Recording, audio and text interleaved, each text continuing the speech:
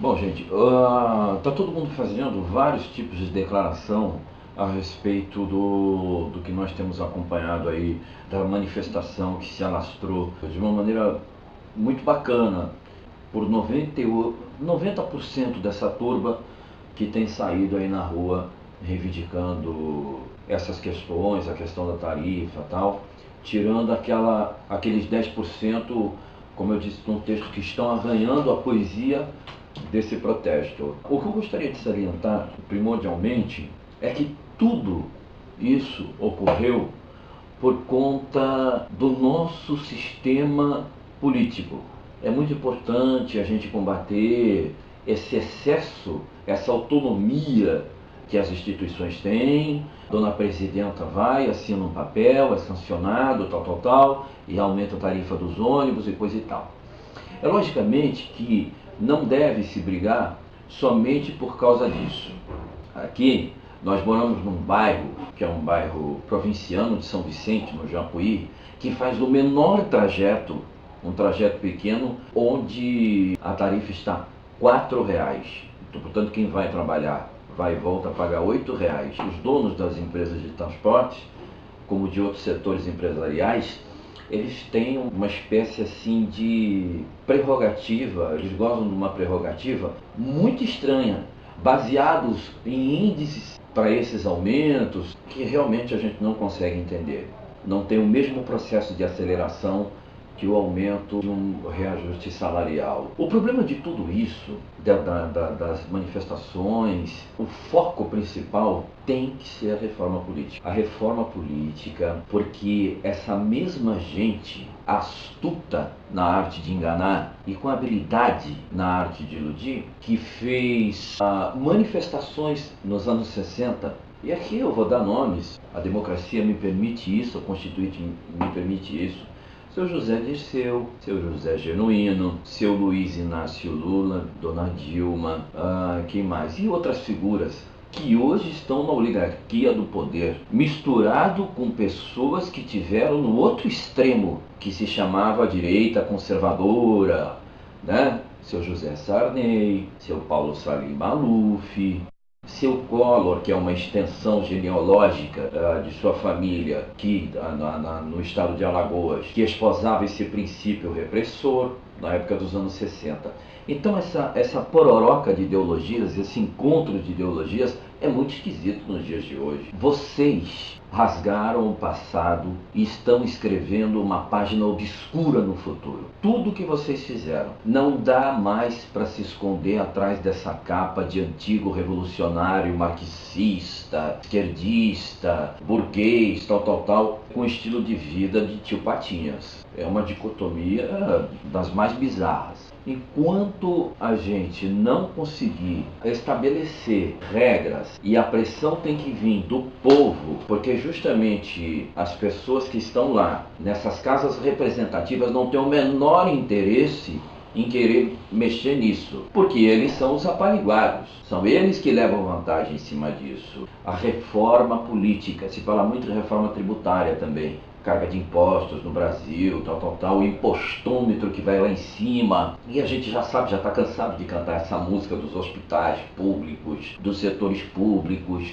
com um nível de serviço, de prestação de serviço zero, entende? Porque realmente os funcionários são mal remunerados, alguns são apadrinhados, que eu acho que não tem indecência nenhuma dessa parte. Eu acho que muito bem uma pessoa de confiança e capacitada pode estar à frente de um serviço, ter uma correção de caráter e tal, não vejo problema nenhum. O problema está nessa gente. Eles elaboram leis com vantagens e emperram o processo, eles acabam criando barreiras para emperrar o processo de limpeza e de punição contra eles mesmos. Então eles cometem a transgressão política, eles cometem a desonestidade, eles vão fazendo essa balbúrdia dentro do Congresso. Hoje o Congresso Nacional, tanto como o Senado Federal, durante o decurso do ano inteiro, é só para julgar processos. Então, porque foi fulano, monta-se uma CPI. Porque foi ciclano, monta-se uma CPI. Hoje essas duas casas institucionais, elas não funcionam para os objetivos primordiais que elas deveriam estar efetivando, que é em prol da população. Então, quando não houver a reforma política, o senhor Renan Calheiros é um homem que tem aquela dialética muito bem preparado, que já teve, assim, de braços dados com alguns capítulos tristes da nossa história política, ele não vai sair de lá. Enquanto não houver mudança na reforma política, o senhor Renan Calheiros, que estava sofrendo um processo de cassação, ele tem a possibilidade de poder renunciar para não ser cassado. E ele está lá como presidente do Senado, vitalício. Parece que é vitalício, né, as cadeiras do PMDB, porque é a maior bancada partidária do país. Essa doença incurável que se chama PMDB e que serve como carro de blindagem do PT. Faz dois papéis. Um é encostar a faca no pescoço do governo, daquele que se elege, por ser a maior bancada partidária. Isso é uma leitura, não é uma acusação, mas é um fato. E, por outro lado, acaba abraçando todos os postos de linha de frente do nosso país. Eu não sou de partido nenhum, eu simplesmente estou realmente expondo um fato, porque de tudo, o foco principal, a ferida principal que a gente tem que tocar é essa. O povo, a nação tem que sair na rua e ir direto para Brasília, no clamor dessa massa tão bem estruturada, tirando aquele pessoal que tem pervertido as manifestações para colocarem seus conflitos para fora, nós temos que lutar pela reforma política. Aí seu Renan Calheiros vai ser cassado, não há uma outra vertente para que ele possa fugir e responder pela culpa. E se houve desvio, não estou falando no caso dele especificamente, no caso de um político que cometeu uma evasão de divisa, que desviou recursos, tal, devolver. O senhor José Sarney, realmente, tem coisas no Brasil que a gente não consegue entender. Para o azar dessas pessoas, a internet às vezes é usada de uma maneira idiotizada, mas as coisas ficam gravadas ali, no intuito de alertar ou com outro tipo de intenção. O seu Lula, que bateu tanto na Rosiane Sarney e no José Sarney, a gente tem isso documentado na internet, hoje faz carícias no PMDB. Essa oligarquia partidária que atrasa, que ajuda a emperrar o país. E já faz muitos anos. É só ver os caciques que o PMDB teve. Então, eu não sei, sinceramente, o Lula, eu não sei o que acontece com ele, o que aconteceu, se o Lula era aquilo do palanque da Volkswagen, entendeu? Se aquilo era um factoide plantado, se o Lula é isso mesmo, o cara que não vê nada, que não percebe nada, que pegou carona, talvez que as pessoas às vezes se confundem muito, pegou carona por uma sorte do destino, já num processo econômico em que o mundo propiciou, as economias externas propiciaram isso para o país, entende? Como o seu Fernando Henrique, um outro burocrata que fala muito e tal, mas que fez um primeiro governo bom, o segundo governo ele acha que não está nem aí, foi perdendo a dimensão, estoura uma crise na China e tal, e acabou afetando a nossa moeda. Então, a gente não consegue entender quem é esse homem, o que está por trás desse homem, entende? Porque até fabricadamente, quando vai falar, eu particularmente não consigo enxergar sinceridade nele. E os bolsões atrasam a economia do país, servem como para-brisa para estabelecer números de uma certa, para não configurar o assistencialismo, de uma certa solidez da nossa nação, em que todos estão sendo assistidos, por conta desses bolsões. Está incidindo hoje aí, o que um monte de gente falou. Nós estamos vivendo uma época inflacionária. Nós estamos vivendo uma época de inflação. Então, enquanto não houver reforma política, enquanto não houver uma mudança na lei, onde a aplicabilidade das punições ou de impugnação ou de tirar o cara lá de dentro, e falando no português claro, sem usar termo técnico, você é bandido, cara, você é ladrão engravatado, aqui não é o teu lugar, você vai ter que sair daqui. Enquanto não houver essa mudança dentro do sistema político, sabe o que vai acontecer? Todo este movimento que está sendo feito vai ficar estigmatizado como um movimento dos caras pintadas, que depois vê uma escritora da novela, de uma emissora, fez uma novela. E quando você estigmatiza alguma coisa como tal, o objeto como tal, o sentido morre ali e as prevaricações continuam. É o que eu estou falando. Essa gente que expoliou recurso público, que andou com dinheiro na cueca, essa gente que andou com tráfico de influência dentro do governo, que andaram mexendo em dinheiro do BNDES, Banco Nacional de Desenvolvimento, e outras milongas mais, que acabaram incidindo no mensalão, uma coisa muito simples, uma coisa muito peculiar do ser humano, é pagar propina com o nosso dinheiro para conseguir esconder determinadas coisas. Essa mesma gente que fazia a manifestação lá atrás é que está expoliando o país hoje. E os caras pintadas de ontem são os que estão com vermelhos de vergonha hoje, porque aqueles que realmente que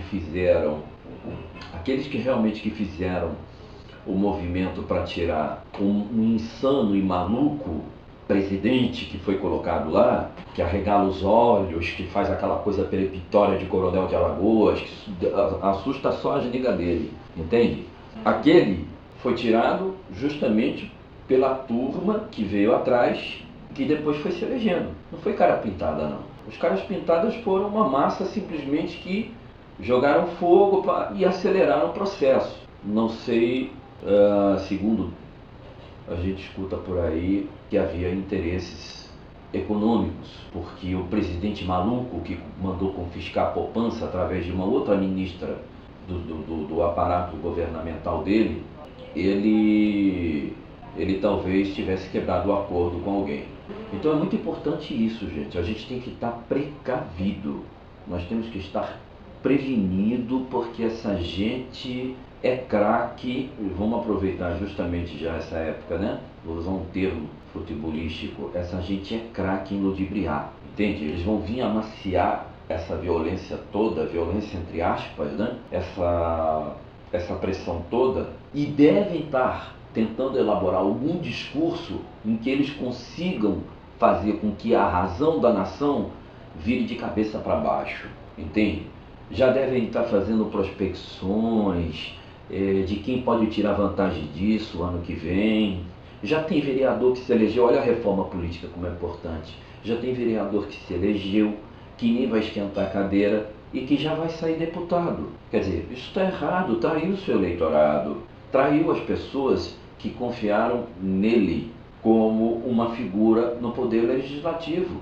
É 4 anos que você tem que ficar lá, amigo. 4 anos, foi para 4 anos que você foi eleito. Então, o foco principal de tudo isso, reforma tributária. Reforma tributária só vai vir se houver reforma política.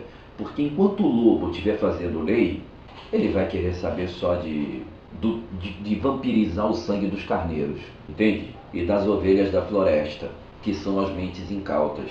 E vamos pedir, já que tem as redes sociais, porque se dependesse das mídias, né, com o seu processo de idiotização através dessa programação chula, grotesca, tentando de uma forma hipnótica idiotizar as pessoas, então a gente procura, através das redes sociais, manter esse intercâmbio. Procura manter esse intercâmbio através das redes sociais, onde a mídia ali tem dificuldade para atuar. Só isso, gente. O meu recado é esse. Vamos lutar pela reforma política. Vamos lutar para caçar, para mudar esses dispositivos que tem na lei. Seu ministro Joaquim Barbosa é uma pessoa muito importante dentro desse processo, e todo o grupo que faz o seu colegiado judiciário. Eles são de extrema importância e precisam do nosso apoio, entende? Então eu falo no Joaquim Barbosa, mas já falando de todos vocês, porque é o que está mais evidenciado. Reforma política, pau neles. E fora Renan Calheiros, fora José Sarney, Michel Temer, vice-presidente da República, é um palavrão. Eu me senti enojado A minha acidez estomacal subiu até o esôfago. Desculpa o termo, eu só não vomitei porque eu procurei controlar a mente. Michel Temer, fora essa gente do PMDB, eles já tiveram tudo e puderam fazer tudo o que queriam dentro da nação. Ok? O motivo principal nosso. E vamos avante. É isso aí. Agora sim para frente, Brasil. Não é hino fanista para enganar a população.